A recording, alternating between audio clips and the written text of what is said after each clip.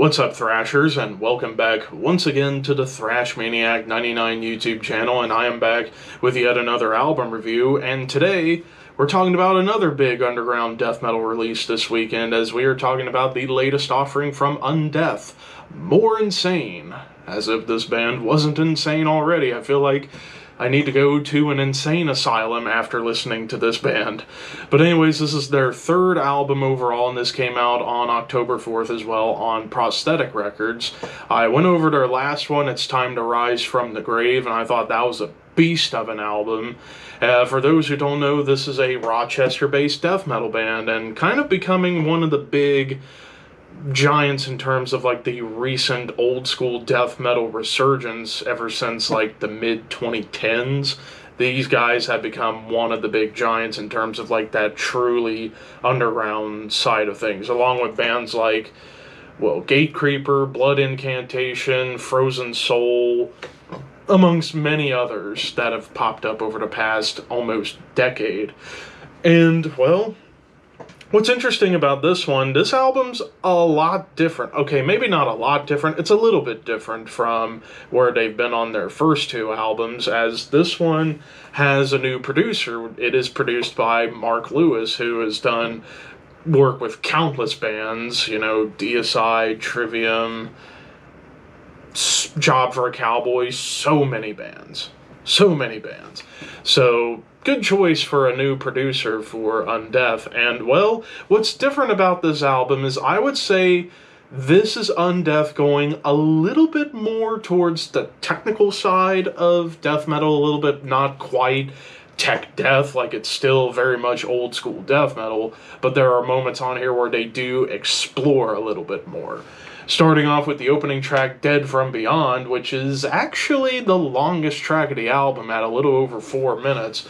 Starts off with this like military march and snare, and then right off the rip, nasty triplet chugs and tremolo riffs, very much like Cannibal Corpse. Like, this whole album feels like an amalgamation of modern Cannibal Corpse, like the Eric Rutan production era from like Kill to where they are now. This feels very much a hodgepodge of Cannibal Corpse moments. Not that it's a bad thing. I love Cannibal Corpse, but I will say Undeath, it's like they're paying homage to like the Floridian death metal sound of bands like Cannibal Corpse, even though they're from Buffalo, Deicide, and even other bands that have similarities like Blood Red Throne and even like Aborted, Decapitated. But you do get some nuances here, like here on this opening track. The vocals kind of sound a little bit different than what I was used to from Undeath, whereas like before, great low roar.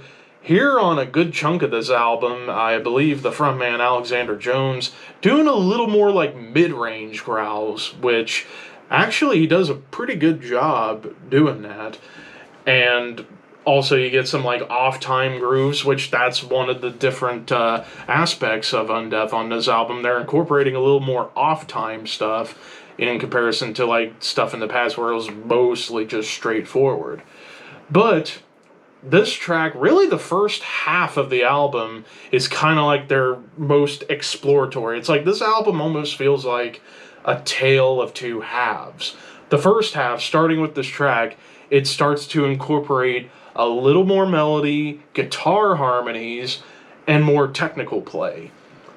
And then you get into the title track, More Insane, and this one kind of does feel a little bit closer to typical Undeath, like big triplet chugs with off time. It's rather furious and bleh, but really cool bass line. If that's another thing I gotta admit, when it comes down to Mark Lewis's production, it sounds really cool, although I'll talk more about it when we get towards the end of the review. But one thing that definitely shines in the production, the bass mix. Like, you can hear the bass all throughout, and you even get like little individual moments of bass flurries, like on Dead From Beyond and the title track. There's even some like more angular riffing in the title track, as well as some slight dissonant riffs. Then you get to Brandish the Blade. Starts off with this like punky D beat, and then right in the tremolos. There's even like a nice old school death metal double time stomp.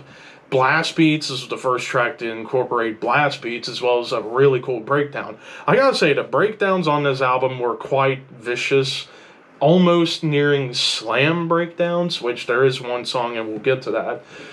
But what I really liked about Brandish the Blade is towards the end, it gets into this like Iron Maiden gallop, but done in a death metal way. And then the lead is harmonized. Like, I forget the name of the guitar players, but they are showing that they can shred and they can harmonize and create some really cool melody. Uh, Disputatious Malignancy. This one kind of gets a little bit thrashier. Like, it starts off a little bit more thrashy, but with nasty riffage, blasts and tremolos galore, sweet drums. Like, there was a moment where the music's gone, but the drums, and you get these, like, really cool, like, drum accents. Back into triplet chugs, lead trade-offs, and harmonies.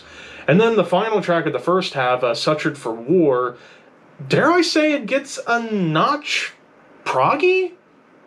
I don't know, because there's some like proggy melodies and harmonies that start and end this track, but in between it still is very much Undeath, like thrashy, atonal riffs and blasts, tremolos, but it does get into a little more technicality, and maybe my favorite breakdown on the entire album. Then you get into the second half of the album where it's very much like straightforward death metal, no like flashy melodies or leads. It's just all about brutality. Like Cramped Caskets, Necrology, huge grooves, nasty riffs, there's tremolos on top of like punky beats, and of course triplet chugs. Bounty Hunter gets into this like almost galloping groove, and it sounds a little bit dirtier than most of the songs on the album. Wailing Cadavers kind of follows a more standard formula of like death metal beat triad, like the triad of death metal sections. Like it starts off thrashy and with tremolos, and then it gets into blast beats, and then it gets into a groove. Like that's kind of death metal 101 in terms of like moments where it starts off thrashy, then blasty, and then into a groove. There's some really cool bends and slides on some of these riffs, and the one big like slam breakdown. Disattachment of a prophylactic in the brain. This one gets a little bit looser. Like again, like an evil punk riff and beat, but it does go into like more technical play again. There's groove, double time, and then the closing track, Bones Clattering in the Cave. This one kind of gets a little experimental with the rhythms, like it's off time, or you could say it might be like polyrhythms they're exploring, because it's like the drums sound on time, but the guitars kind of sound like they're off the beat, but maybe that's a polyrhythm thing. Triplet chugs, it's thrashy and tremolo infested towards the end, and that's how we end this.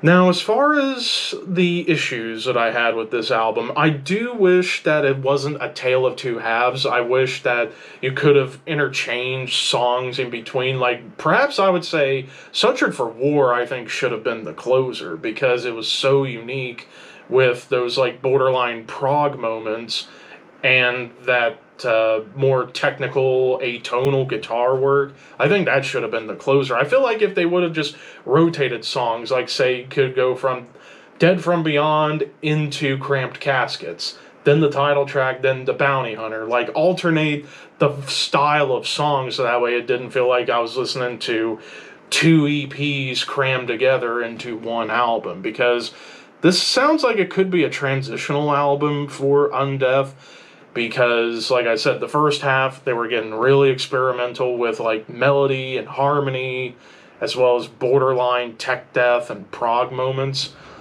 And then the second half, besides the final couple of tracks, just kind of felt like just straight-up death metal, which I love, but considering how this first half was, I was hoping for a little bit more of that in the second half.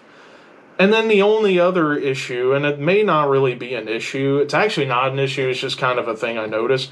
With Mark Lewis doing the production, it does lose a little bit of the grit that was there on the first two albums. Like, it's still heavy as fuck, but it's definitely a little more polished, a little more clean. It definitely loses some of the grit that a lot of people loved about the first two Undeath albums, but I think we're getting a solid trade-off on it. Like, I am curious to hear where they're going to go on the next album, if they continue to explore more melody and harmony on the guitars and maybe even get a little bit more towards tech death or prog death. We'll see. But overall, despite my issues, I thought this was still a great album. Might not be my favorite Undeath album, but it's still really killer. I'm going to give it a 4 out of 5. I thought this was a great album.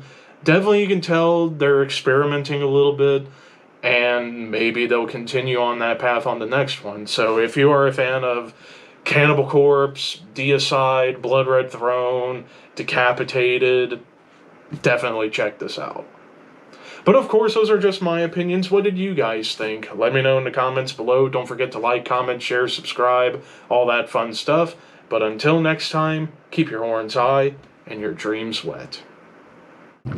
Thank you for your patronage.